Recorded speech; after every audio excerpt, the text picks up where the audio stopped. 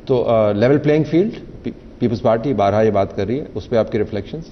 Peoples Party I really don't understand, میرا نہیں خیال کہ پیپلز پارٹی میں کئی آوازیں اٹھ رہی ہیں. میں ان کے وہ دراصل کہہ یہ رہے ہیں کہ نواز شریف کو ایکسٹرا پروٹوکول دیا جا رہا ہے، اور آپ نے آلریڈی آپ سمراٹ اگین اس سیٹ اپ نے آلریڈی ایک قسم کا ماحول بنا دیا ہے کہ جس طرح انہوں نے تو پرائم منسٹر بن ہی جانا ہے، انتخابات جیت ہی جانے ہیں.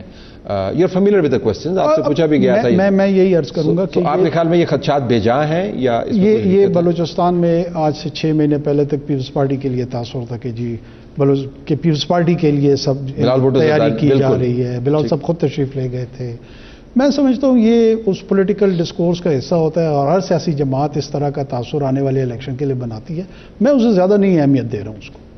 تو لیول پلینگ فیلڈ کوئی ایشو نہیں ہے، ٹینجبل سبسٹنس نہیں ہے. اس میں نظر آپ کو نہیں آتا؟ نہیں، مجھے نہیں نظر آتا. نہ ہماری کوئی ایسی پالیسی ہے جس میں کسی ایک کو فیور کرنا ہے یا کسی ایک سے فیئر کرنا ہے.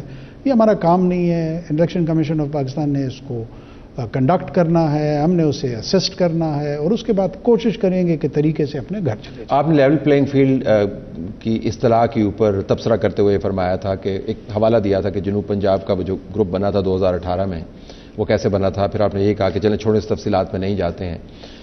اگر کسی پارٹی کو جتوانے کے لیے لیول پلینگ فیلڈ بنایا جا رہا تو آپ نے فرمایا تھا کہ اس پہ میں کچھ کہہ نہیں سکتا. سو لیول پلینگ فیلڈ کی جو تشریح ہے وہ شاید یہی ہے کہ پارٹیاں جتوائی جاتی ہیں اس سے. تو یہ چارج کافی سنجیدہ ہے کہ اگر پہلے سے سسٹم کو پری پوزیشن کر دیا جائے تو پارٹیاں جیت بھی جاتی ہیں. اور آپ نے خود چونکہ جنوب پنجاب کے اتحاد کا ذکر کیا تھا تو خیال یہ ہے کہ وہ 2018 والا تجربہ ریپیٹ ہو رہا ہے، صرف کردار تبدیل ہو گئے، اسکرپٹ وہی ہے. دیکھیے ہمارے ہاں مور اور لیس جتنے بھی پولیٹیکل اینالسٹ ہیں وہ انہی ویوز پہ ایز اے گاسپل ٹروتھ یقین رکھتے ہیں. وہ ان کا یہ خیال ہوتا ہے کہ ہم نے جو کہا وہ حرف آخر ہے، ہم نے جو سمجھا وہ حرف آخر ہے.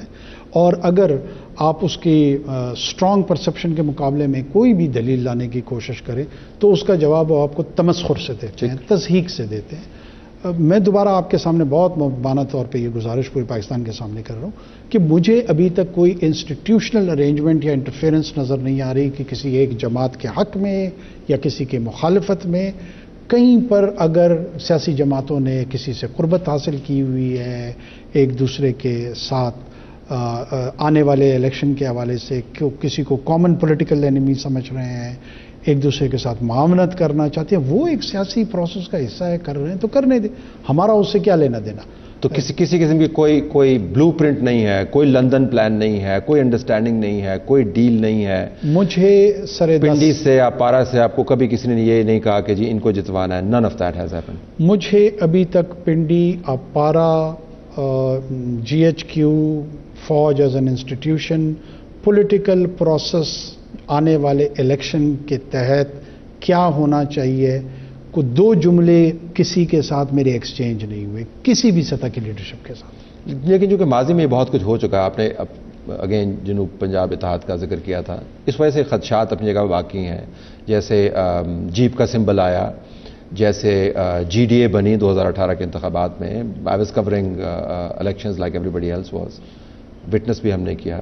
باپ پارٹی جس طرح بنی، جس پارٹی سے آپ کا تعلق رہا، اور ابھی بھی میرے خیال میں آپ کے انٹیریئر منسٹر ابھی بھی اس کا ممبر ہیں، کم از کم ویب سائٹ پہ تو یہ لکھا ہوا ہے کہ میں نے ریزائن کر دیا. نہیں، آپ نے تو ریزائن کیا، میں انٹیریئر منسٹر کی بات کر رہا ہوں. پریکٹیکلی میں کو 1.5 سال پہلے سے ریزائن کر چکا تھا. باپ لیکن مفتی صاحب کا ابھی بھی ویب سائٹ کے اوپر آ رہا ہے کہ ہی از اے ممبر آف باپ، but assuming that he is also left. تو یہ ہوا ہے، اور آپ خود اس کے اوپر ریفلیکٹ کر چکے ہیں. میرے خیال میں آپ نے پرائم منسٹر بننے سے پہلے بیانات دیے ہیں کہ یہ کیسے تجربات ہوتے رہے. جوڈیشری بھی مورد الزام ٹھہرائی، میڈیا بھی مورد الزام ٹھہرایا، اسٹیبلشمنٹ نے بھی حصہ ڈالا. تو یہ کیسے ہو سکتا ہے کہ اتنی طویل تاریخ ہو مینیپولیشن کی اور اب بالکل ٹھیک ہو گیا ہو سارا کچھ؟ دیکھیں، میں آپ کو دوبارہ اس کو ریورس کر کے پیش کرنے کی کوشش کرتا ہوں. پاکستان ایک ٹرانزیشنل ڈیموکریسی ہے، اور اگر وہ کوئی تسلیم نہیں کرے گا، Pakistan is not a settled democracy. Pakistan is not Westminster. Hindustan کے اندر جہاں پہ تسلسل کے ساتھ جمہوری ایکسرسائز، یعنی government has to change through ballot, اس کے الیکٹورل پروسیس میں بھی سیریس سوالات ہیں، چیلنجز ہیں، ان کی نوعیت مختلف ہے. وہاں پہ ایک جو رولنگ ایلیٹ ہے اس نے ایک ایسا ماڈل ڈیزائن کر لیا جس کو ایکسیپٹیبلٹی ہوتی ہے، لیجٹمیسی ہوتی ہے، لیکن وہ مینیپولیشن اس انداز میں کر رہی ہے. ہمارے یہاں پہ بھی، جس کا آپ بھی حوالہ دے رہے ہیں، ان حوالہ جات سے کوئی انکار نہیں ہے. نہ میں کر رہا ہوں، نہ کوئی اور ذی شعور شخص کر سکتا ہے. میں آپ کو اس وقت جو بتا رہا ہوں کہ کوئی ایسا ایویڈنس میری علم میں نہیں آیا جہاں پہ میں اس نتیجے پہ پہنچوں کہ کوئی انٹرفیئرنس انسٹیٹیوشنل لیول پہ ہو رہی ہے. اس مرتبہ میرے سامنے کوئی ایسی ایویڈنس نہیں. اگر پہلے تو ہوئی نا, پہلے تو ہوئی. دیکھیے, اگر ہم مسلم لیگ کاف, آپ اس سے پہلے چلے جائیں کنونشن لیگ, پاکستان سکندر مرزا کے دور سے ان تمام تجربات سے گزر رہے ہیں. اگر میں یہ کہوں کہ نہیں طلعت صاحب ایسا کچھ نہیں ہوا, اور آپ کی اپنی جماعت باپ بھی ایسی بنی تھی. ہماری جماعت باپ میں پرائمریلی ہم لوگ جو الیکٹیبلز تھے, ہم یہ سمجھتے تھے کہ مرکزی جو جماعتیں ہوتی ہیں جس میں Pakistan Muslim League Noon, Peoples Party, P T I, ان کی لیڈرشپ کو ہم اپنے الیکٹیبلز کا مینڈیٹ دے دیتے ہیں, اور اس کے بعد یہ اپنی خواہشات کے مطابق ان کی جو پریفرنسز ہوتی ہیں, جو بلوچستان میں عمومی طور پہ کامپرس جماعتیں ہیں, ان کے پلڑے میں یہ اپنا وزن ڈال دیتی ہیں. اس خیال کے تحت ہم نے اس کو تشکیل دیا تھا. آپ نے تشکیل دیا تھا, تشکیل کروائی گئی تھی؟ مقامی ڈیٹ کمانڈر کا تو نام ہر طرف آتا جب باپ بن رہی تھی. نہیں, میرا نہیں خیال کہ اس نے کی تھی. یہ ہم کسی انٹیلیجنس والے نے آپ کو بٹھایا نہیں کہ جی اس طرح بنائیں, نون لیگ چھوڑ دیں؟ نہیں, that's documented in a way interviews میں. خاقان عباسی صاحب کا انٹرویو ایک ہے ہمارے پاس. خاقان عباسی صاحب کے علم میں ہوگا, لیکن آپ کو کبھی کسی نے نہیں کہا کہ چھوڑ دیں؟ نہیں, ہمیں نون لیگ کو چھوڑ دیں, اور خود نون لیگ کو چھوڑنا چاہ رہے تھے. دیکھیں, آپ کے پاس 22 لوگوں کا مینڈیٹ موجود ہو اور 7 لوگوں کے مینڈیٹ والے کو آپ وزیر اعلیٰ بنا دیں.